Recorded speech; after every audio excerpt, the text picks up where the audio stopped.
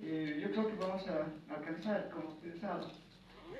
Bueno, bien, nos habíamos quedado viendo de que el sistema inmunitario, un poquito haciendo recuerdo de lo que hemos hablado, el sistema inmunitario es un sistema defensivo, pero de manera específica, que ataca a elementos extraños de forma específica, reconociéndolo y atacándolo. Habíamos visto que ese sistema tiene células, principalmente linfocitos, macrófagos y células presentadoras de antígenos que residen en los diferentes órganos en los cuales desempeñan la respuesta inmunitaria, ¿verdad? Entonces hemos visto ya los linfocitos, hemos visto los macrófagos cuando hemos visto sangre y ahora vamos a ver las células presentadoras de antígenos. Bien, células presentadoras de antígenos.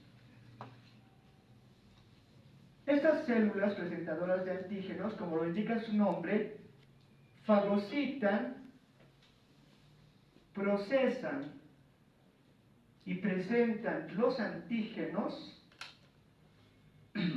a los linfocitos para que ellos desencadenen la respuesta inmunitaria.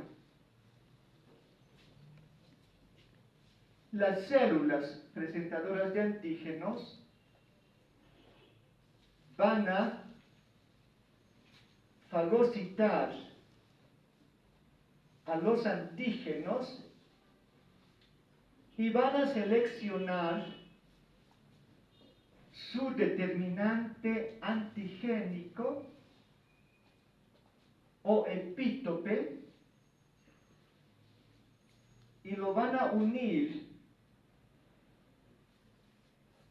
al complejo de histocompatibilidad mayor, complejo de histocompatibilidad mayor, es una proteína presente en su membrana. El epítope y el complejo de histocompatibilidad mayor van a formar un complejo llamado epítope, complejo de histocompatibilidad mayor, que es presentado a los linfocitos T, los cuales reaccionan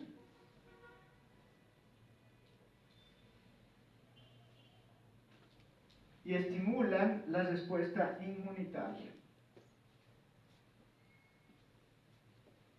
Estas células presentadoras de antígenos presentan o producen una citocina llamada interleucina 6,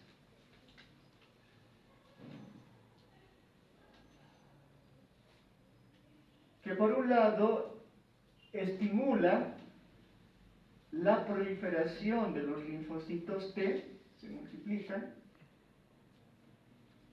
y por otro lado estimula a las células B para que se transformen en células plasmáticas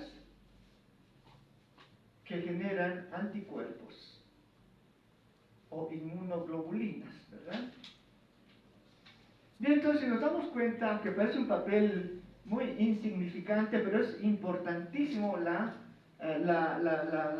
función de estas células, porque sin ellas no habría respuesta inmunitaria, ¿verdad? Porque ellas son las que fagocitan al elemento extraño, lo procesan y lo presentan a los linfocitos para que ellos desencadenen la respuesta. Entonces, su papel es importantísimo dentro de la respuesta inmunitaria. Ahora bien, ¿cuáles son las células presentadoras de antígenos? Son las siguientes. Los macrófagos presentes en el tejido conectivo, las células de Langerhans presentes en piel y mucosas,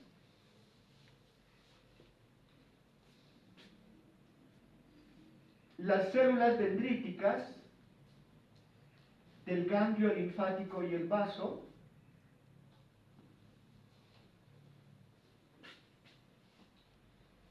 las células dendríticas del timo,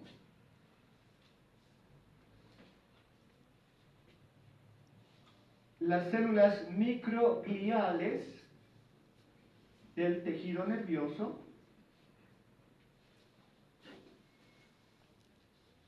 y también las células B de la sangre circulante. Hay otras células más que se llaman células velo, que en realidad son parecidas a las anteriores, pero básicamente todas estas células presentan antígenos. Si vemos, están en diferentes tejidos. Entonces, porque el microorganismo puede entrar a cualquier tejido, ¿verdad? Entonces, y en cada tejido hay una célula que se encarga de eso. Fagocitar, procesar y presentar a los linfocitos para que desencadenen la respuesta inmunitaria.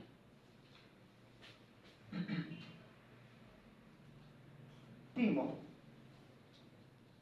Bien, ahora vamos a ver algunos órganos linfoides, ¿verdad? Que son aquellos que lugares donde se reproducen las células defensivas. El timo. Bien, el timo es un órgano linfoide primario que está situado en el mediastino anterior, por delante de los vasos emergentes del corazón. Aquí vemos más o menos una imagen esquemática.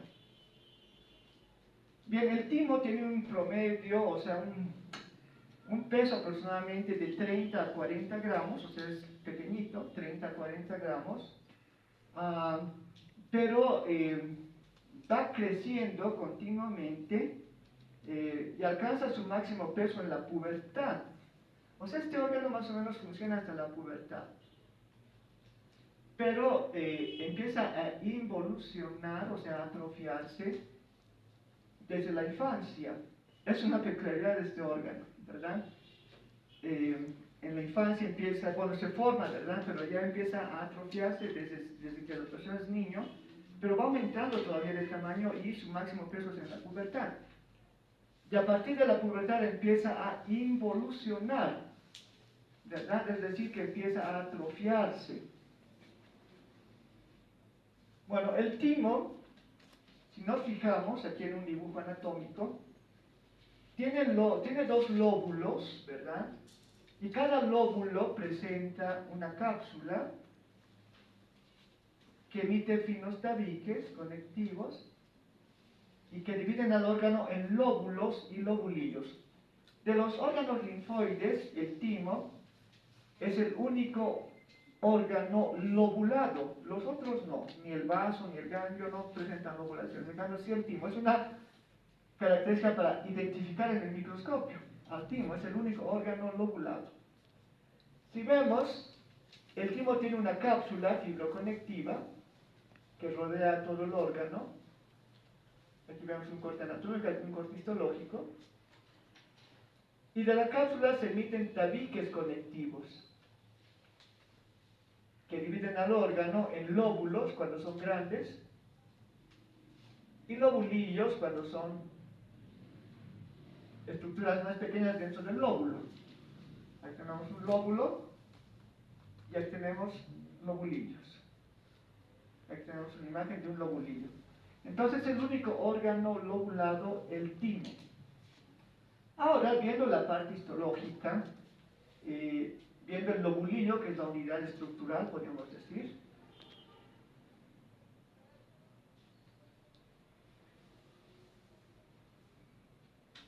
El lobulillo y todo el órgano empieza a involucionar, les decía, a partir de la infancia, y el signo histológico de que involuciona es la presencia de células adiposas en los tabiques.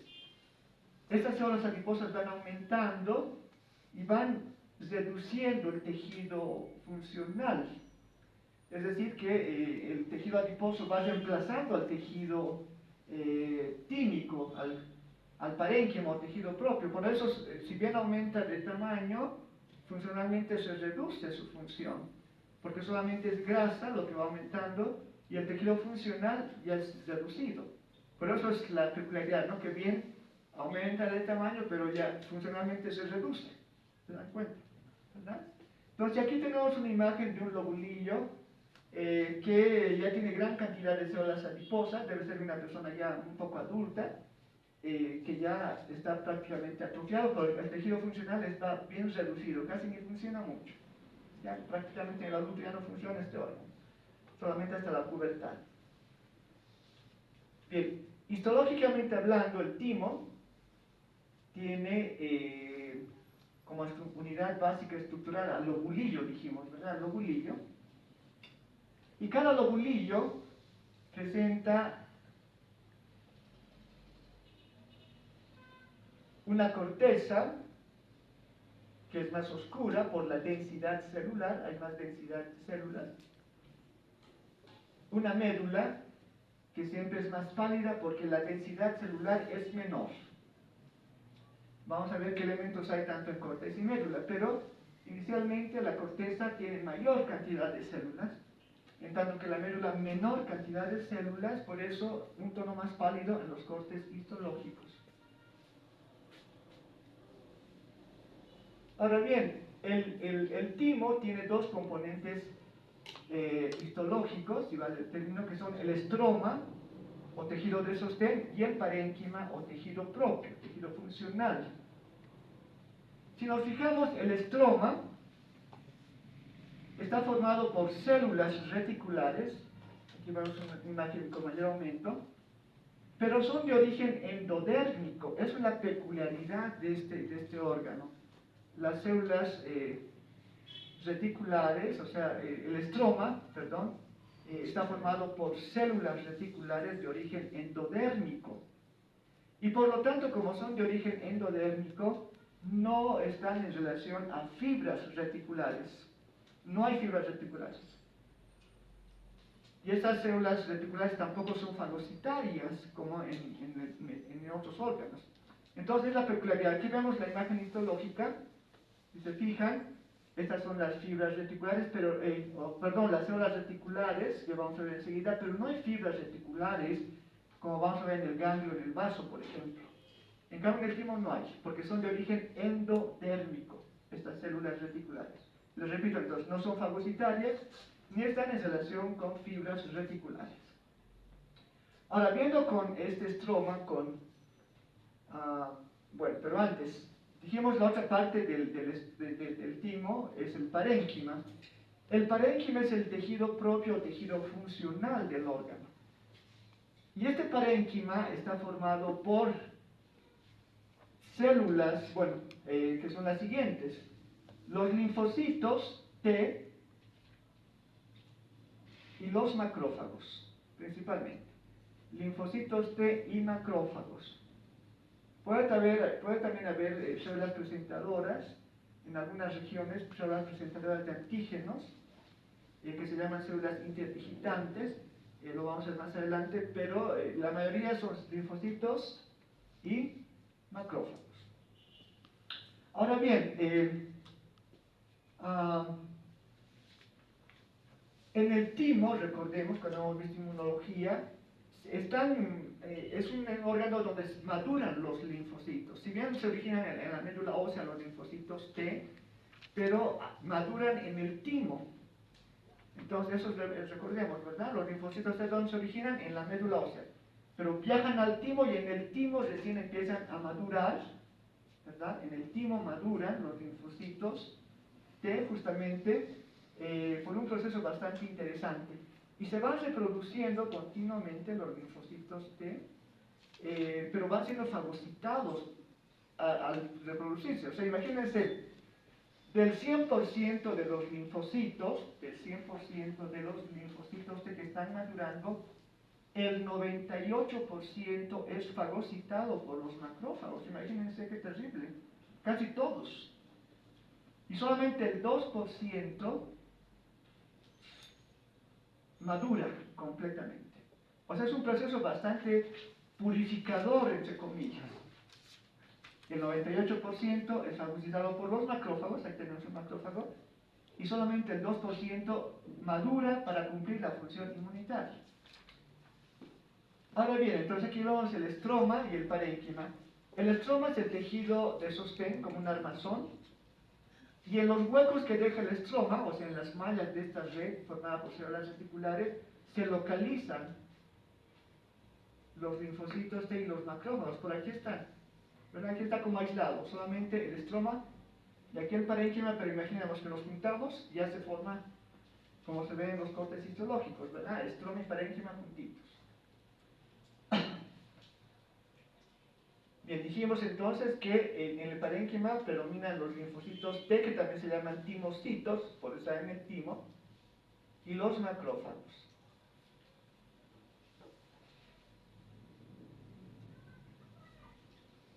Bien, ahora, el estroma del órgano, dijimos que está formado por células reticulares, ¿verdad?, que no están en relación a fibras reticulares por ser de origen endodérmico. Ahora bien, estas células se van a localizar en diferentes regiones que histológicamente se conocen como corteza y médula. Ahora, cada lobulillo tiene, o el órgano o el timo tiene una cápsula, dijimos anteriormente, una cápsula.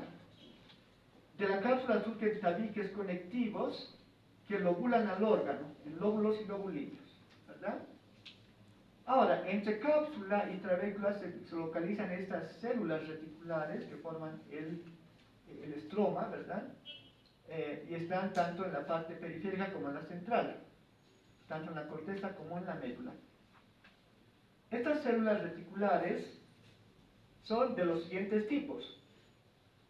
Las células reticulares de tipo 1, aquí vemos, son células un poquito aplanadas y tapizan la parte interior de la cápsula, los tabiques conectivos y los vasos sanguíneos que están por ahí. Entonces, estas células reticulares tipo 1 son células como que fueron parecidas a un epitelio plano simple, ¿verdad? Porque están unidas por uniones ocluyentes. O sea, ustedes saben que las uniones ocluyentes hacen un cierre hermético, o sea, como no se pueden separar. Entonces, estas células aíslan el timo de los otros, de la sangre de otros, del sistema circulatorio, o sea, están como aislados, ¿no? Entonces, les repito, células reticulares tipo 1 tapizan la parte interior de la cápsula, los tabiques y los vasos sanguíneos, aislando esta zona del organismo, del resto del organismo. Luego tenemos a las células reticulares tipo 2 y 3. Estas células también se llaman células de vigilancia tímica, porque están como vigilando, de ahí no, el nombre, como soldados, vigilantes. Estas células de vigilancia tímica también son de forma reticular, aquí estamos viendo, y se localizan en la corteza del timo, en la corteza. Están unidas mediante desmosomas, y algunas que están más cerca de la cápsula se conocen como células nodriza, por esa función que desempeñan de protección, como una nodriza, una nodriza, ¿verdad? Una madre, ¿verdad? Una nodriza que amamanta es una nodriza. Pero estas células están como protegiendo a las células que se están formando, a los linfocitos. Luego tenemos a las células reticulares tipo 4 y 5. Estas células se localizan en la médula del timo. Igual son de forma estrellada, unidas por desmosomas. Y algunas de estas células se llaman células interdigitantes porque se interdigitan con los linfocitos. Es decir, como son células estrelladas, como tienen prolongaciones, y entre sus prolongaciones están los linfocitos, como interdigitándose entre estas células y los linfocitos en maduración.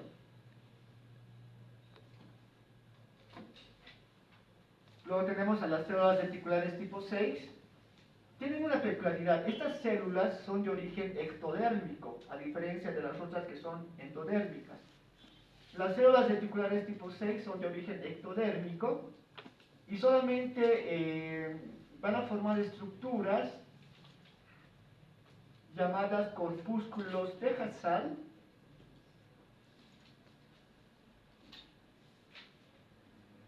Los corpúsculos de Hassall en realidad son células reticulares de tipo 6 que se van desprendiendo del órgano y van formando ovillos. O sea, se forman ovillos de estas células en torno a una masa hialina, y estos corpúsculos de Hassall van aumentando gradualmente de tamaño y de número. Mientras la persona es más mayor, existe mayor cantidad de corpúsculos de Hassall y más grandes.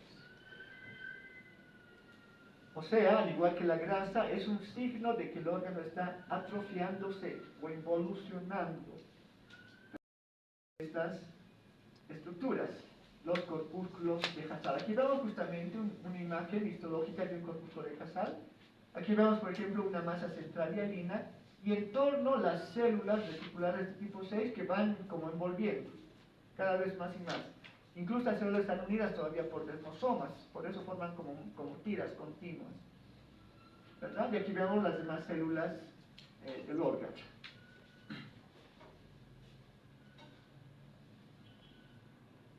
Barrera hematotímica. El timo, o en el timo, se están madurando los linfocitos T. O sea, se están volviendo inmunocompetentes. Por ello no pueden entrar en contacto con una macromolécula extraña. Imagínense, en el timo hemos dicho de que el 98% se va siendo eliminado por los macrófagos y el 2% apenas sobrevive.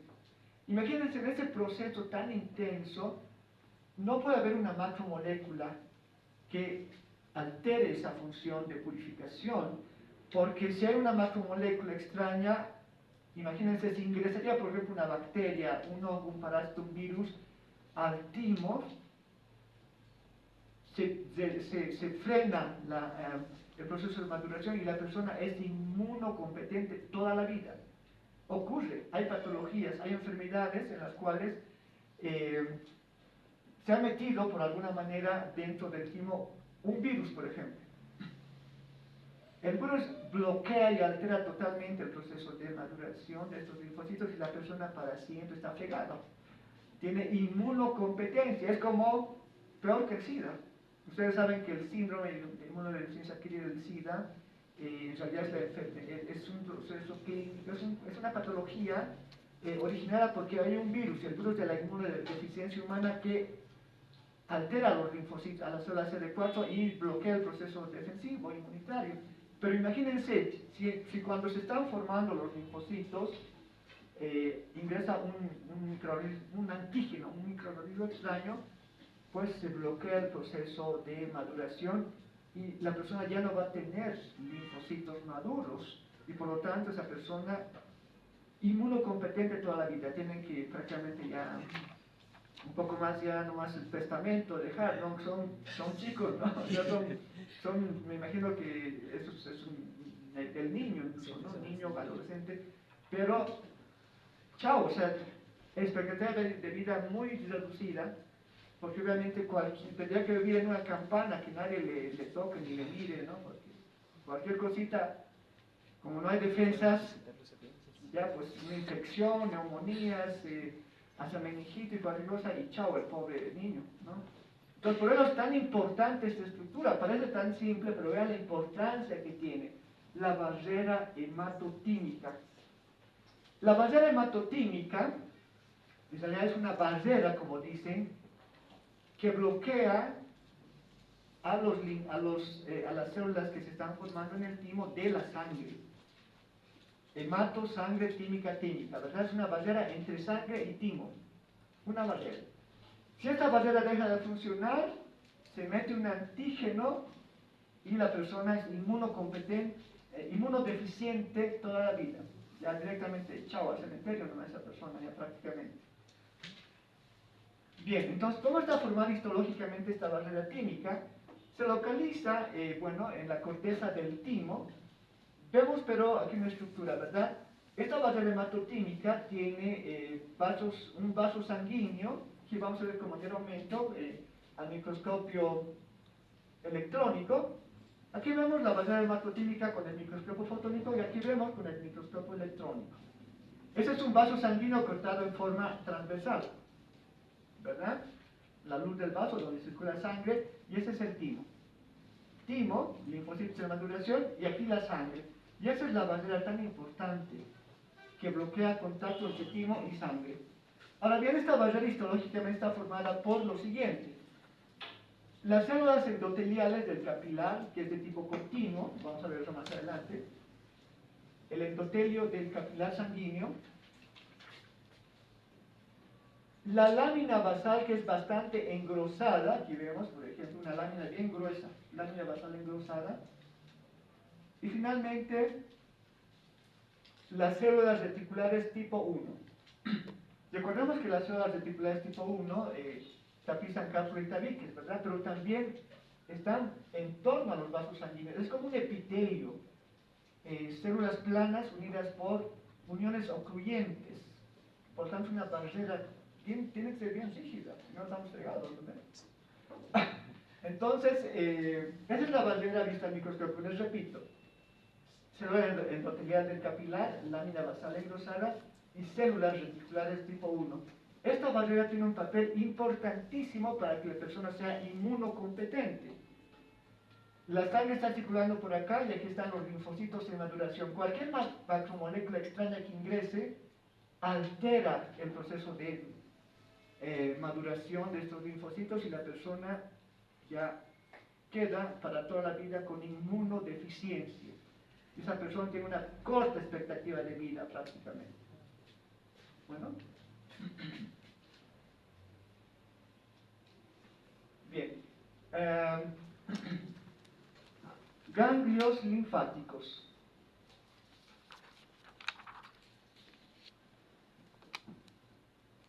Bien, los ganglios linfáticos, al igual que el vaso y las amígdalas, son órganos linfoides secundarios. Recordemos que el timo y la médula ósea son órganos linfoides primarios, son como los más mayores, digamos. En cambio, el ganglio, el vaso, que vamos a ver después, y las amígdalas son órganos linfoides secundarios. Ahora bien, los ganglios linfáticos, estas estructuras, son estructuras encapsuladas que pueden tener un tamaño promedio de 2 o 3 milímetros hasta casi 2 centímetros o un poco más inclusive. Imagínense los ganglios, calculamos chiquititos, 2 o 3 milímetros hasta casi 2 centímetros. Conocemos los centímetros, o sea, bien grandes, ¿verdad? O sea, varía su tamaño. Ahora bien, estos ganglios linfáticos se encuentran en torno a los vasos linfáticos. O sea, si se fijan acá, estos como puntitos son los ganglios y estas líneas rectas son los vasos linfáticos. Entonces los ganglios linfáticos están conectados con los vasos linfáticos, ¿verdad? Ahora estos ganglios linfáticos se encuentran sobre todo en algunas regiones en mayor cantidad. Por ejemplo, se encuentran en la axila y son llamados ganglios axilares. También se encuentran en mayor cantidad en la ingle y por eso se llaman ganglios inguinales. También se encuentran en torno al cuello. Esto es bien importante, por ejemplo, para ver las patologías de la cabeza y cuello. Cuando estén llevando otras materias, por ejemplo, semiología estomatológica, les van a hacer palpación de ganglios. Normalmente los ganglios no tienen que palparse, son imperceptibles, aunque algunos son grandes, pero están sobre todo en la ingle. Pero si ya se palpa, es que hay inflamación del ganglio, o sea, de un tamaño así se ha aumentado, ¿no? Porque se ha inflamado, entonces es una patología. Entonces, los ganglios cervicales también son importantes, van a ver con detalles después las cadenas cervicales de ganglios, que están en relación incluso con los dientes, con las piezas dentarias. Por ejemplo, una pulpitis, una necrosis pulpar, por ejemplo, hace que el ganglio se vaya un poquito inflamando. No sé si alguna vez ustedes han tocado, sobre todo en el tercer molar, sale como una bolita. ¿Alguna vez les ha salido? Yo cuando era niño creo que tenía una bolita, me acuerdo, ahí que molestaba un poco. Se movía, no dolía, pero se movía. No sé si es un ganglio que se ha infartado, aunque está mal dicho infartado, es ganglio inflamado, una adenitis que se llama. Y obviamente es que hay una patología, puede ser alguna caries dental que ya produce necrosis pulpar o alguna patología de la mucosa bucal, de las glándulas salivares, cualquier cosa, entonces un signo es palpar. Normalmente no se palpa, pero si ya se palpa es que hay patología, se inflama, se ha adelantado el ganglio. Entonces ahí están los ganglios cervicales, en la cadena cervical, y luego, perdón, los ganglios también que están en relación a los grandes vasos de la cavidad abdominal y torácica. Entonces aquí hay vasos en el tórax, en el abdomen. Ahí también están los ganglios linfáticos entre los vasos linfáticos, que son esas líneas rectas, ¿verdad? Ahora bien, estructura y función de los ganglios linfáticos. Vamos a hablar primeramente de la estructura anatómica, como si estaríamos bien anatómicamente, y luego vamos a hablar de la estructura histológica. Estructura anatómica y funciones. Un ganglio linfático tiene más o menos una forma oval o reniforme, ¿verdad? Forma oval o reniforme, como un riñón. Por lo tanto, tiene una zona deprimida que se llama ilio, una zona que se llama ilio, por el cual ingresan vasos linfáticos y también vasos sanguíneos. Ingresan y salen.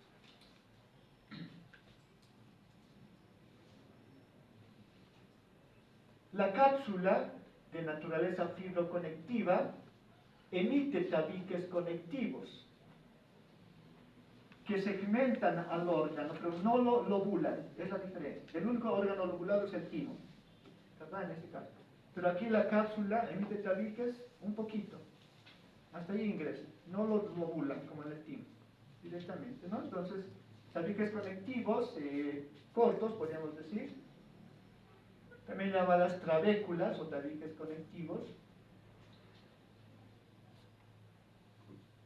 La cápsula, como dijimos, se refleja o se dobla a nivel de un extremo del ganglio y forma el ilio, es una zona más cóncava, por la cual ingresan vasos linfáticos y también vasos sanguíneos. Ahora bien, los vasos linfáticos, recordemos, dijimos que los ganglios están como conectados con los vasos linfáticos. Ganglio y vasos linfáticos están conectados. Ahora bien, los vasos linfáticos son de dos tipos. Los vasos linfáticos aferentes, significa que llegan, son estos. Estos vasos linfáticos aferentes son múltiples, varios, muchos, y llegan por la parte convexa del órgano, por esta zona.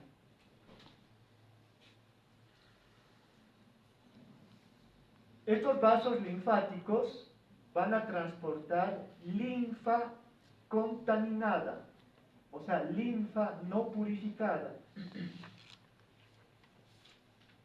Esa linfa no purificada pasa por el interior del órgano y es purificada, va a ser purificada. Y luego, por el hilo sale otro vaso, que es el vaso linfático eferente, que ya transporta linfa ya purificada. Si se dan cuenta, el ganglio es como un filtro selectivo. Recordemos que la linfa ingresa, puede ser contaminada con bacterias, con hongos, con virus, con lo que sea, pero cuando llega al ganglio, esa linfa es purificada. O sea, hay células que son los macrófagos que eliminan a los elementos extraños y ya la linfa vuelve a salir, no se pierde, pero ya sin bacterias, sin microbios, sin microorganismos, por tanto es linfa purificada. Entonces ahí está, ¿no? Linfáticos aferentes llevan linfa contaminada, pero al pasar por el órgano se purifica y ya sale linfa ya purificada, ¿verdad? Bien, ahora, justamente Eso nos permite hablar de las funciones del órgano. La primera función es la filtración de la linfa. No confundir con filtración de la sangre. El vaso vamos a ver más adelante, filtra la sangre, pero aquí este órgano solamente filtra la linfa. Filtra la linfa, es decir, como hemos visto, la linfa que ingresa llena de microbios, de contaminantes, no puede quedarse contaminada, ¿verdad? Entonces los ganglios son como estructuras que depuran los elementos extraños y ya sale la linfa purificada. Entonces la primera función es filtración de la linfa. Otra función del ganglio es la activación de la respuesta inmunitaria celular. O sea, activa la respuesta inmunitaria celular porque genera linfocitos T también. Y por otro lado también activa la respuesta inmunitaria humoral. Porque además también produce linfocitos B. Esas son las funciones básicas del órgano.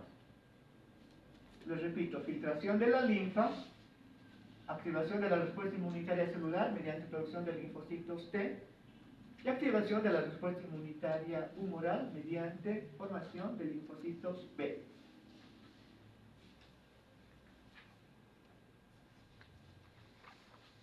Bien, estructura histológica del ganglio linfático. Hemos visto la estructura anatómica, más o menos lo que veríamos inclusive con una lupa, cuando se ve al microscopio.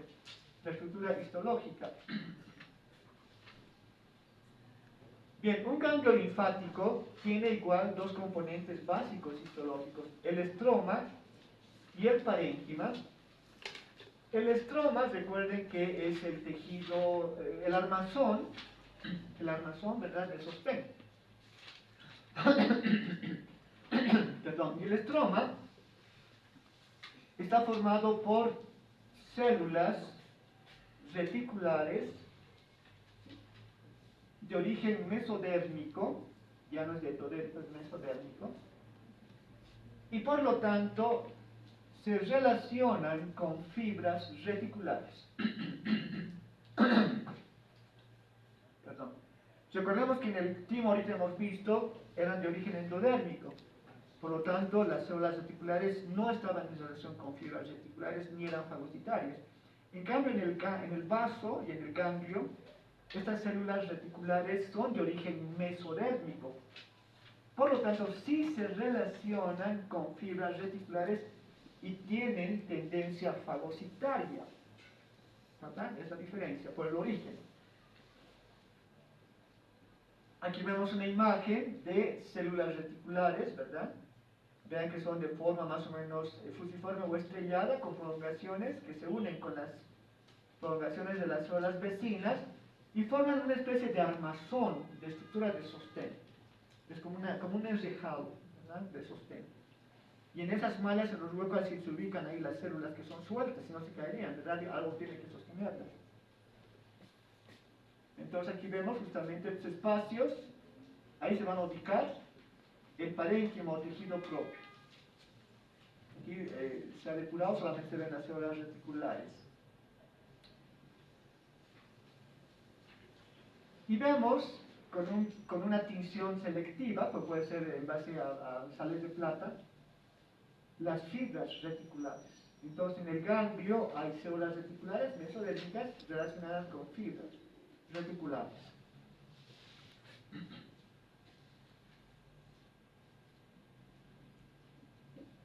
El parénquima o tejido propio, recordemos que va a ocupar las mallas de esa red, de esos retículos. El parénquima o tejido propio en el ganglio linfático se localiza, dijimos, en las mallas del estroma o del estroma, ¿verdad?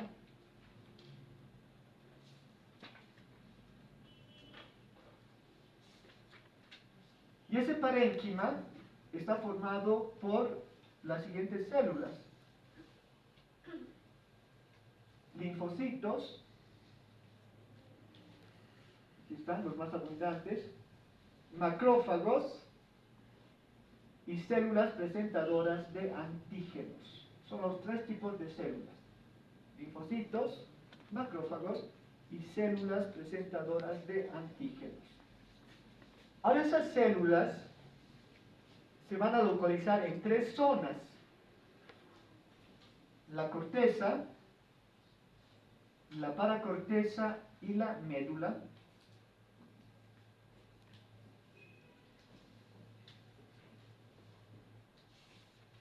Bien, entonces corteza, paracorteza y médula.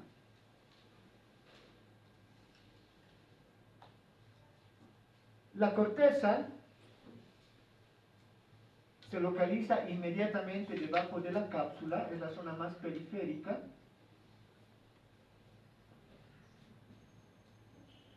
Y en esa zona los linfocitos se disponen formando nódulos primarios, es decir, como esferas, nódulos. Y se llaman nódulos primarios. Ahora bien, cuando ingresa un antígeno al nódulo, se activa y se forma un nódulo secundario. Bueno, vamos a ver ahorita. Entonces, cuando el ganglio está descansando, podríamos decir, solamente hay nódulos primarios. O sea, como esferas de un solo color. Si llega un antígeno, dentro del nódulo primario se forma una zona pálida que se llama nódulo secundario. Aquí vemos con mayor aumento. Aquí está parte del nódulo primario que es más oscuro, pero cuando llega el antígeno se forma una zona pálida en el centro que se llama nódulo secundario.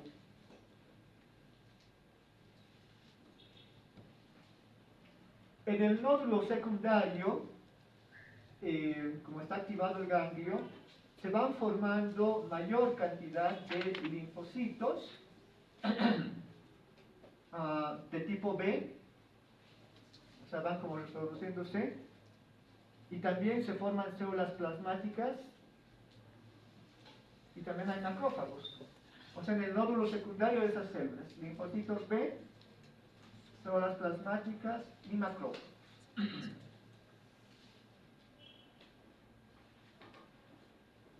Entonces, el nódulo secundario también se conoce como centro germinal o nódulo secundario. Es decir, una zona pálida dentro de una zona oscura. ¿Verdad? Ahí.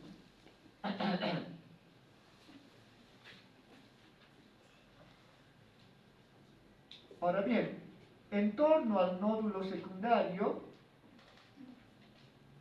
se forma una capa de linfocitos pequeños, de forma más pequeños, o sea, más pequeñitos de lo normal, y que se conoce como manto. O sea, el manto rodea el nódulo secundario y es como linfocitos más pequeñitos, como una especie de protección.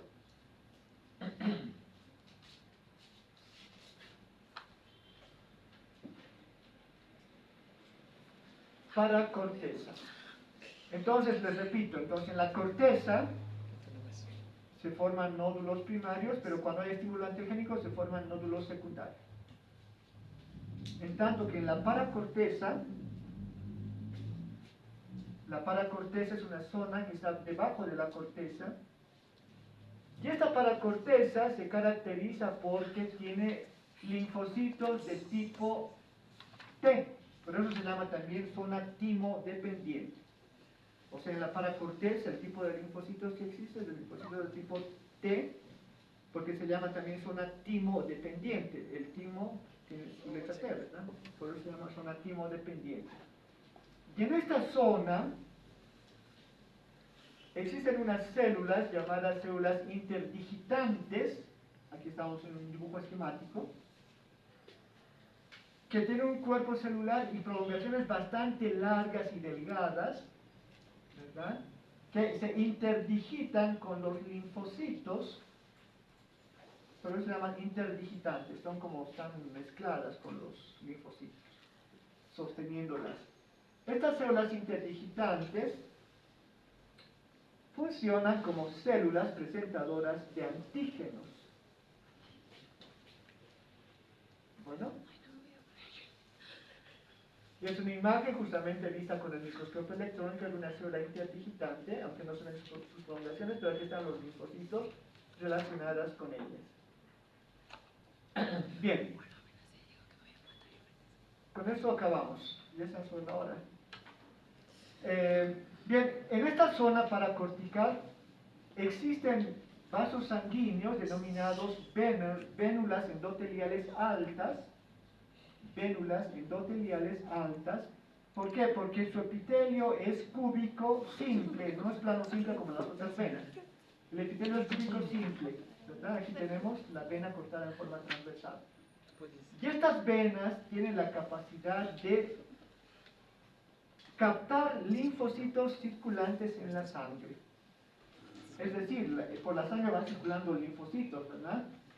Pero estas vénulas, que están aquí en la zona paracortical, tienen en su membrana proteínas membranales que se llaman buscadores de linfocitos, que van como atrapando a los linfocitos.